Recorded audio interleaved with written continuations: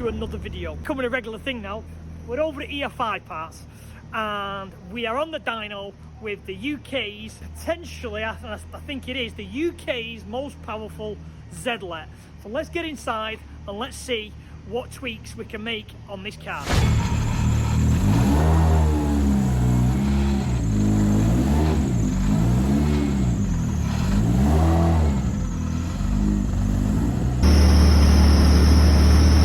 So let me give you a bit of backstory on the car because we're already on the dyno and loaded. So the backstory on the car is the car was built by R&D Motorsport, quite a reputable company in the Vauxhall world. They do a lot of Vauxhall builds, quite well known. This car was built by them and it was on a Link ECU. Now basically, Paul who owns the car wants to be able to do front wheel drive drag racing, and so that means all the background settings of the ECU, the anti-lag, the launch control, the traction control, all that type of thing needs tweaking for someone who does front wheel drive drag racing. Basically what's happened is we've teamed up with EFI Parts and Chris is going to assist in setting up all around the background based on front wheel drive drag, because he has the experience, he knows the ECUs very well, and he should get kind of the success this car deserves, because numbers already done on the dyno is 711 on 99 fuel and 800 on E85. So to my knowledge, that is the most powerful ZLET in the UK. There's another van which is high 700s or mid 700s, and then there was another car, a gentleman called Matt Lowe. I don't know how you pronounce it. Sorry Matt, have you watched this? I think he made just over 800, but I've heard that that car has been broken and is not being used no more. Let's see what success we can get, because this car has got some nice trick bits on it, to be honest. So a bit of brief spec. This is a Z20 LET GT42 turbo, 8 injectors, custom inlet. Some other little features I'll point out whilst we're warming the car up is it's on the touring car front end, so it's on the wider wings and the touring car front bumper.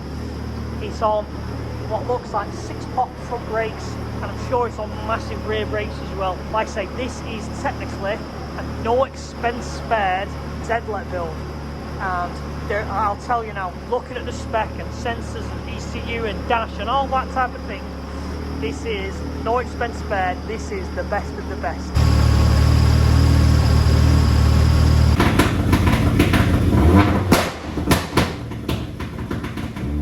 So where are we up to? We're here to set up all the background maps. By background maps I mean the ignition table and the fueling table. We're going to class them as done. We don't really need to look at them. R&D sorted them out. So what this is kind of how the anti-lag works, how the throttle response works, how every other system behind the scenes which talks to the ignition and fueling map. To put it in perspective, what you want to do on a front wheel drive drag car is you want to put a static speed sensor on the rear wheels, and then you want the ECU to look at the rear wheel speed and pull power when it's out of sync with the front wheels. So basically, if you drop the clutch and you start spinning, it'll pull the power to match the rear wheel's speed. So that's kind of like one thing we're looking at. Obviously, we're not going to flat shift because it's still a synchro mesh box, but it's the fact of an anti-lag system when the clutch has been pressed, because it's on a clutch switch, so then it'll keep the boost up, changing gear. That's what we class as stuff behind the scenes. So that's what we're on with. We're just playing with the anti-lag system to see how we can make it work best for a front wheel drive drag car.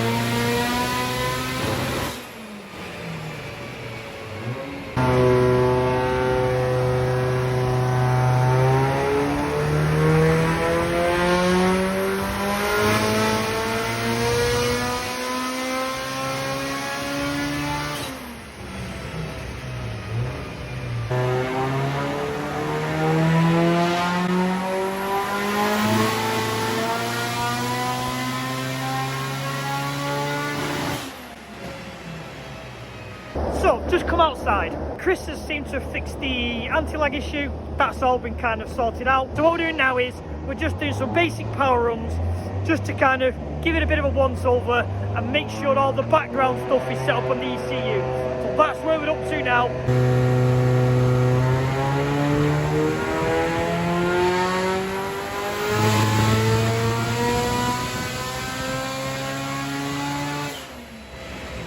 So look around this area and we'll explain what's going on.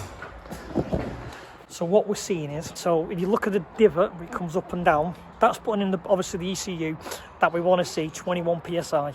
So it rises up to 21, drops off, then rises again and then holds, which isn't good really. But previously we've seen it climb massively to like 27 psi and then drop down to like 21 psi. So we're in the process of just working out what's causing it and what could be the issue.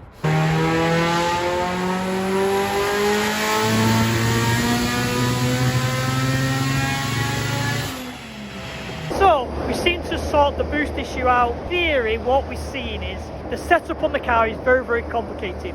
There's a lot going on. There is an air canister to assist the wastegates, there's twin gates, there's 3 Mac valves, one for anti-lag, one for each of the gates. So there's a lot going on. So we're finding that it's very, very sensitive. So we're having to work the ECU a lot more to get the boost to level out. Realistically, it didn't need all that system, but you know, if you go into the maximum technology, the setup on the van is the best money could probably buy. We're trying to work around what's on there because everything on the van is on AN fitting. There's no vac lines, so it's not as if we can just re-vac everything and make it a bit more simple. But Chris is working his magic.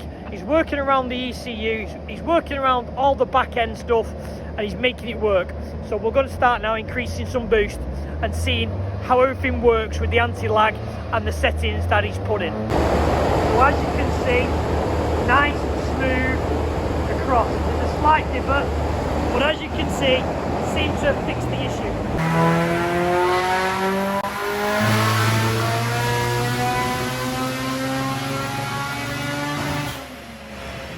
So we're starting to apply power just to check a few things, because obviously what we're seeing is when we're running is there is boost control issues. And the reason why we're looking at boost control is basically back end, we want gradual boost, obviously to help with the front wheel drive drag racing. You don't want a spiking boost because that'll just knock, basically spin your tyres and you ain't going nowhere. The boost control setup on this car is so complicated, it is unreal, and it's so picky. Let's say, as much as I'm again, R&D done some fantastic work. The car, I've watched it do probably, you know, 50 pulls.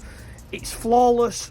The workmanship in it is fantastic, but I feel they've sometimes gone the wrong route with the spec of the car. In essence, the customer's got to run this car. It's not a shop car where they can trial and error, they can work behind the scenes on the map. It's basically ran by Paul, who in essence, this is by no means disrespectful, is a bricklayer. So when you've got to look at boost strategies that even Chris at EFI is looking at going, my god, this is probably one of the most complicated boost strategies I've ever seen in my life.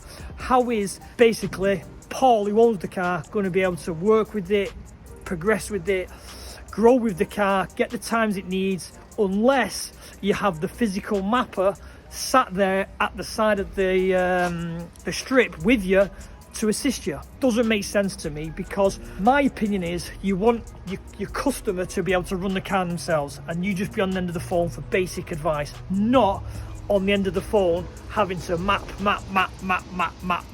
I think we're going to stop now. I think we're going to call it a day, because what we found is obviously also is the springs in the gates are only 7 psi's, and literally I think the maximum boost we can see at the moment in time is 2 bar.